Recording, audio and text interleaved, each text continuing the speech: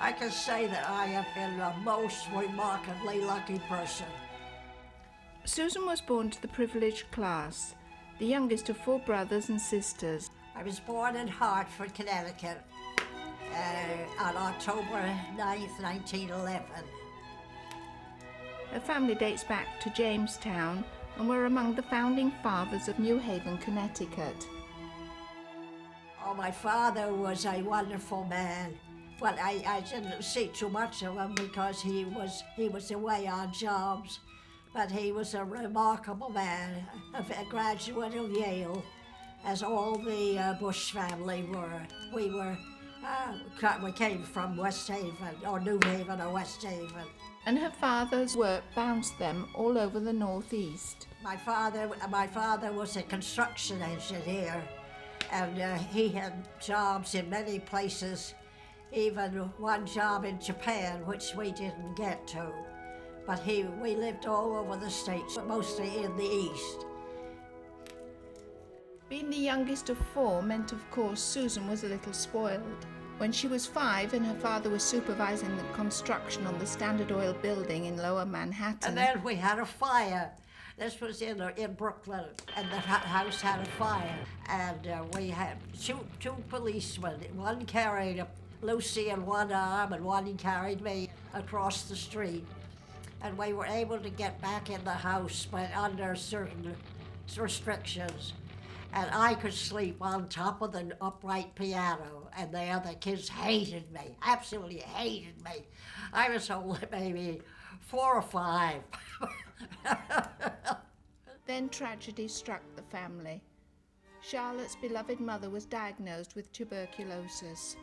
I didn't know my mother at all. She died of TB when I was young, and I didn't really know her. Oh, I do remember maybe I was only about 5. She taught piano. And I remember sitting in a rocker listening to her play till the rocker rocked back against the wall, and then I'd pull it forward and rock back again. Soon after, she was sent to a tuberculosis sanatorium in Saratoga, New York, and Charlotte would never see her mother again. There's my mother over there. The children were split up. Her brothers Kim and Bill were sent to live with grandmother Bush in Manhattan, sister Lucy to an aunt in Westchester. We didn't live together all the time. We met with different relatives. And Charlotte first to relatives in Rutherford, New Jersey, then to another family in Ithaca, New York. I went to school in Montreal. It was like England. The public schools were expensive. So this was held in my schools there were held in a little old lady's apartment, and all we did was to memorize the Ancient Mariner. And all I think the first line is, "It is an ancient mariner, and he stoppeth one of 3.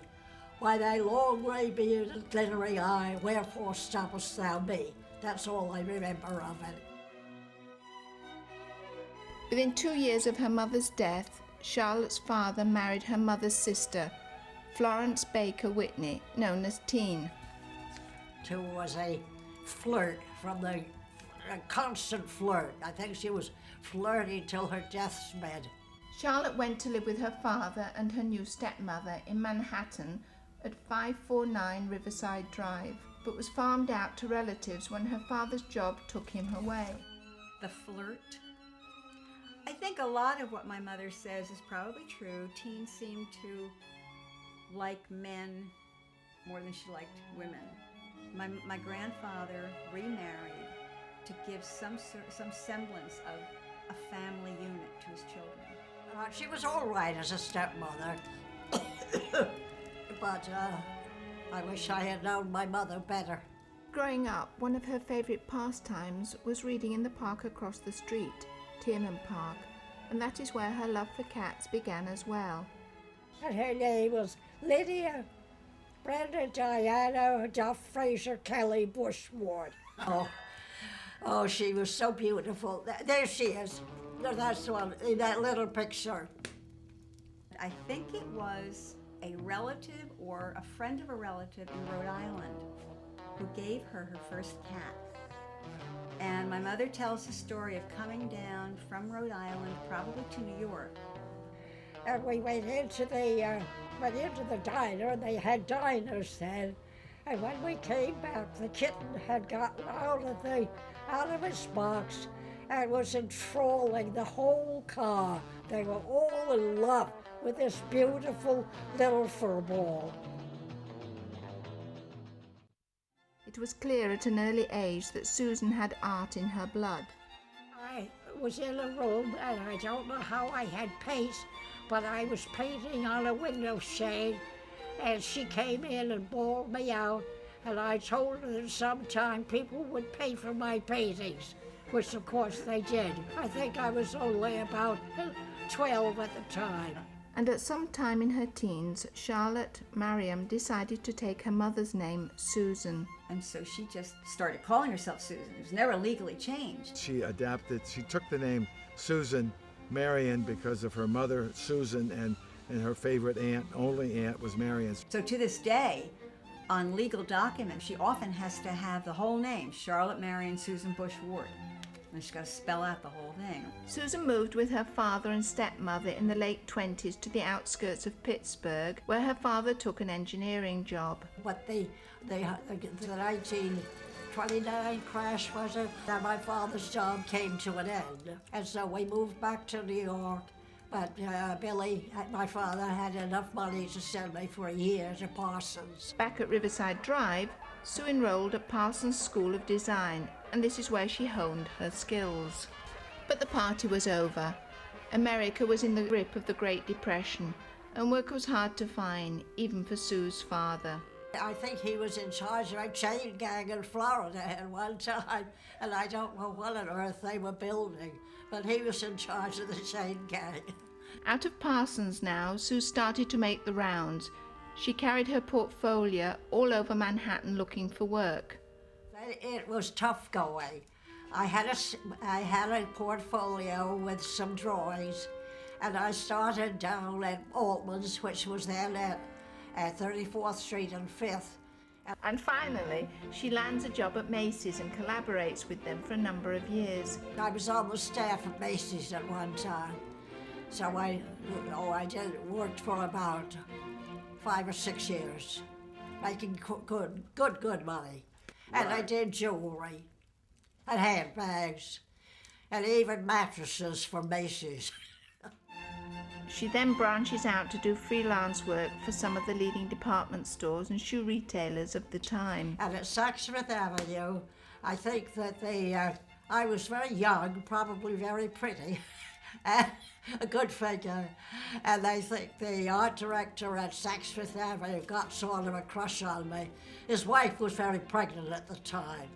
So I made her a maternity dress. I used to go out to Queens and walk their dog, and I just buttered my way in. But he gave me a job of children's shoes to do for Saks, and that was the foot in the door. And Susan began an illustrious and very successful career as a commercial artist. I was on my way then. Competing with the top commercial artists of her times, even Andy Warhol. Oh, I can't stand him. He's obnoxious. Susan designed for Lord & Taylor, I. Miller, DiPina and Bergdorf. Well, I did shoes for different, for Bendel and Bergdorf and Waldwick Teller and even Macy's. Women's shoes were Susan's speciality, but she excelled as well with accessories, handbags and jewellery. A very dear friend of mine was at Bergdorf as a copywriter, and she got the gentleman job for me. Her illustrations graced the pages of the city's top newspapers, the New York Times, the Herald Tribune, and for years she did Bergdorf's annual Christmas book.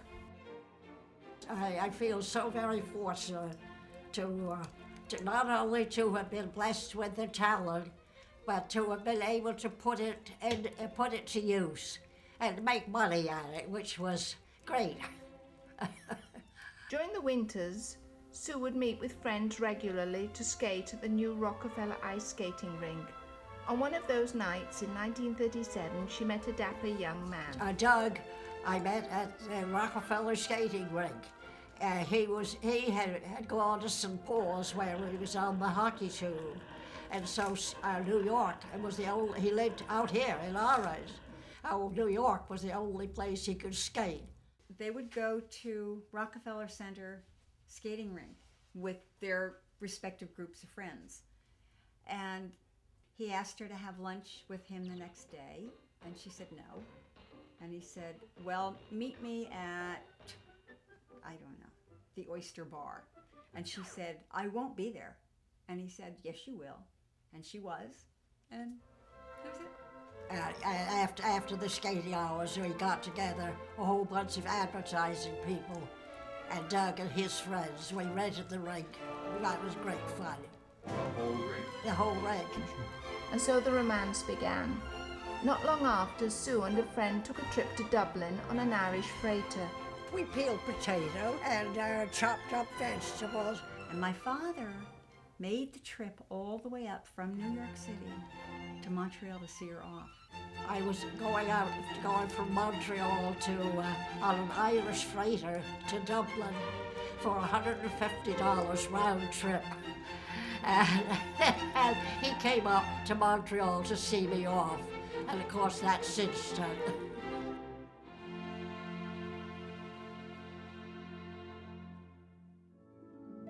I loved Ireland, and I was very lucky in having an old friend of mine who was my school friend in Montreal. She was on the freighter with me, and so we had good times together. They spent weeks touring Ireland, England, and France.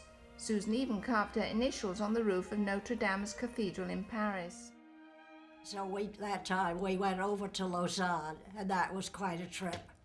And it was Lausanne was very attractive. Sue married Doug on February 26, 1938, in the Church of the Transfiguration in New York City. At the little church around the corner.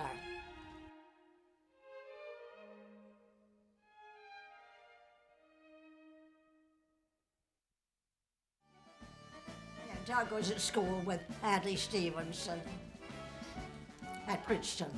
Adlai Stevenson was one of my father's roommates in college at Princeton University. When he was running for president in '52, my father went to a fundraising dinner that was being held in New York.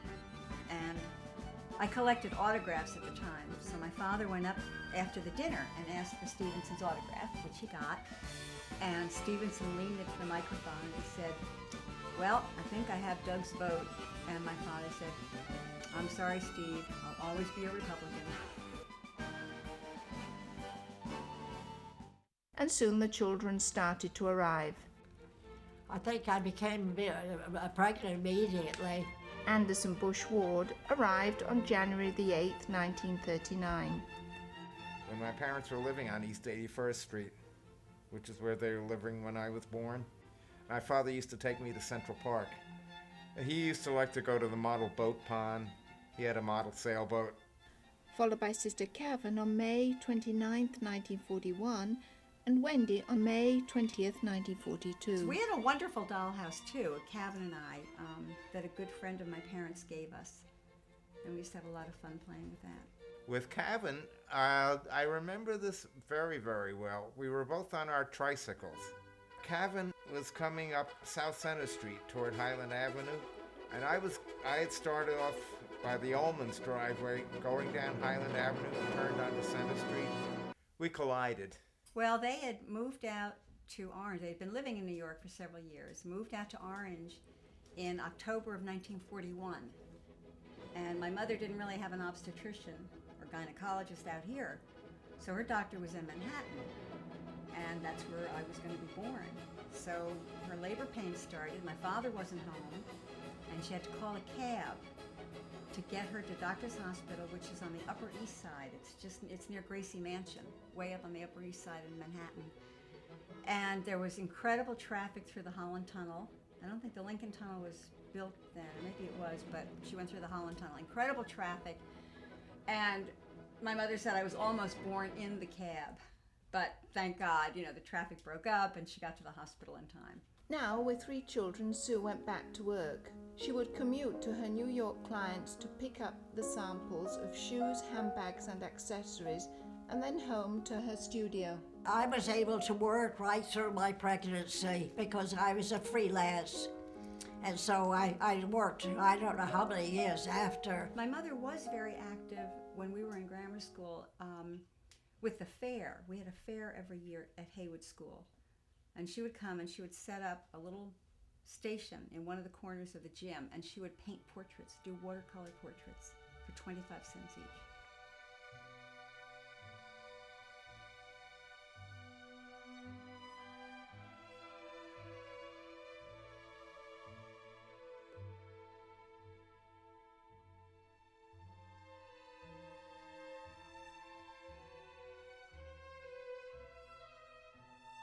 And kids would line up from the minute the fair opened because their parents knew what a bargain they were getting.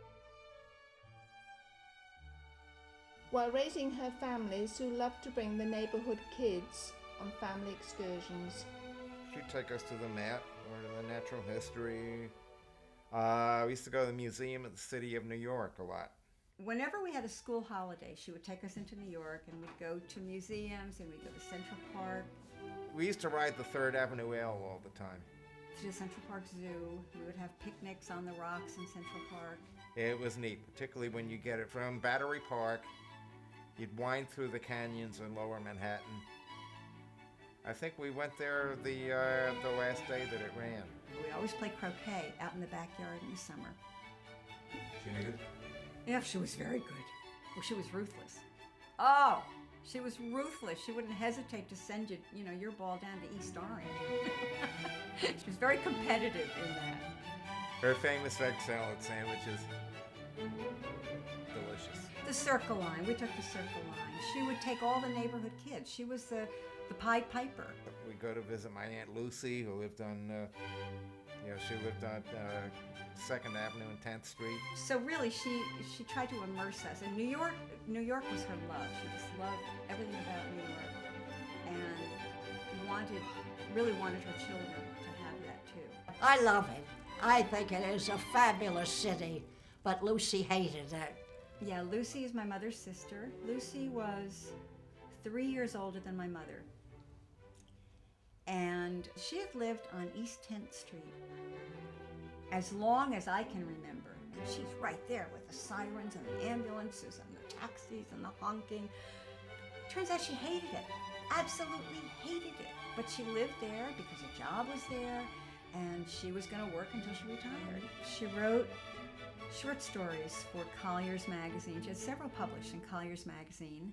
She also wrote the copy for a comic strip that was in Women's Wear Daily. It was called Sally.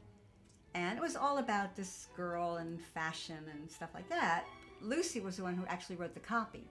They had a wonderful, wonderful relationship. And Lucy was always welcome. We loved having her. We loved it whenever Lucy came out. And then tragedy struck again. One night in 1949, their beloved daughter Kavin died in her sleep.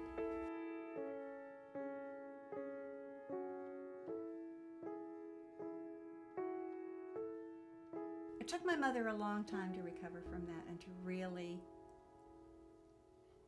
be present in the family again. That's a kind of remember the absence.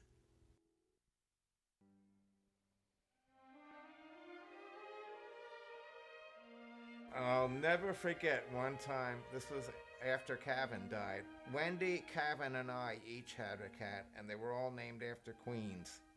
Sandy's cat was Queen Elizabeth, and she was called Lizzie. And mine was Helen of Troy, and we called her Troy. And Kavin's was Cleopatra, and we called her Cleo. Wendy and I were going down to choir practice at Highland Avenue Church. Don't you know Cleo followed us down? They were a litter of a cat named Kelly, who was a beautiful red cat. Mrs. Hunter had her back turned to the piano. She was teaching us a new note or something like that. Cleo got up on the piano and was walking back and forth. And we were laughing at that. So we had to put her in the powder room. Then on June 24th, 1951, William T. Cube Ward was born. A couple of years after that, maybe that's when my mother had Bill. And then Bill, when Bill was born, it was like he was a reincarnation of Kevin. That's what my mother always said. He was like Kevin in looks, in personality, in temperament. It was almost as if a loving and benevolent God had returned Kevin to Sue.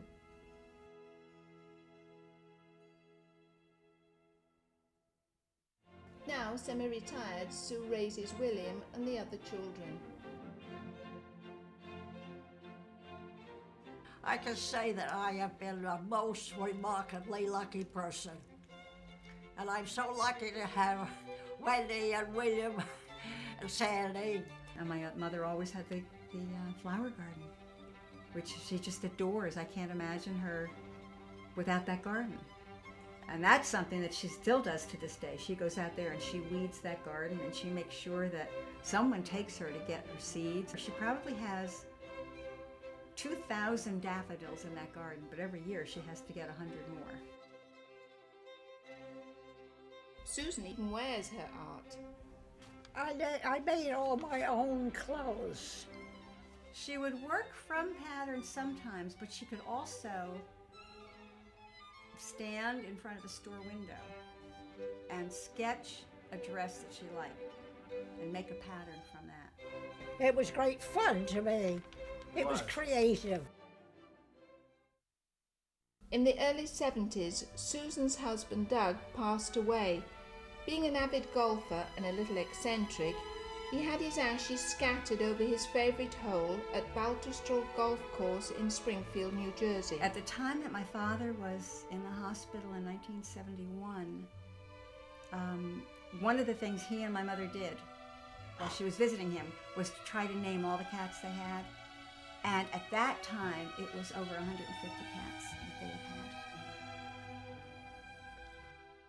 We were closer than ever at that point because Doug had died and my wife Kay had died, so we did a lot of things together. In fact, that was the first year I had she wanted me to have a garden down there, so I was developing a garden, and we became very close at that point because we were sharing our loss together, so to speak, you know. Soon after, Sue began the second great project of her life, the Painted Diaries. I have 20 little notebooks that I have that are filled with drawings. Her sister Lucy bought her the first leather-bound journal in 1974 at a small bookbinding shop in Yarmouthport, Massachusetts. And I still draw, and every time whenever I go to a museum, I make sketches when you're permitted. And if I'm not permitted, I do it from memory. The books are the living illustrated biographical novel of this remarkable woman's life. They chronicle events and adventures, trips to museums, botanical gardens, family, friends, and anything that catches her sharp senses.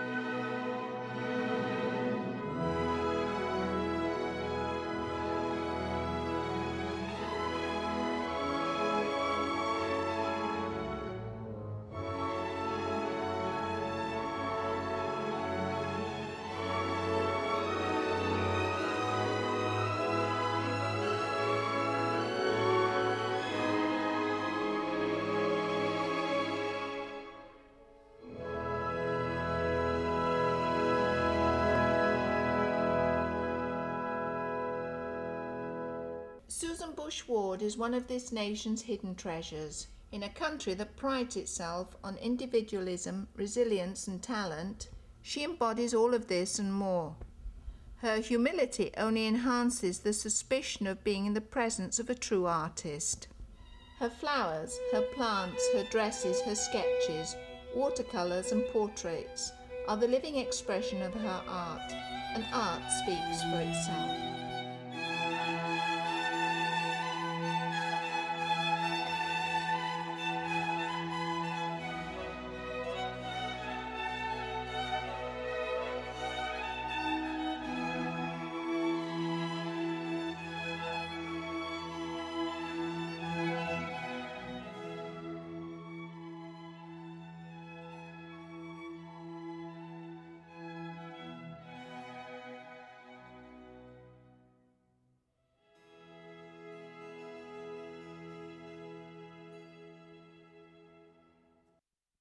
I don't like pop, whatever that is. Right. But to me, it isn't music. I see. How about the Beatles? Oh, I love them. I treasure them. Do you drive? No, No. the world's better off without it.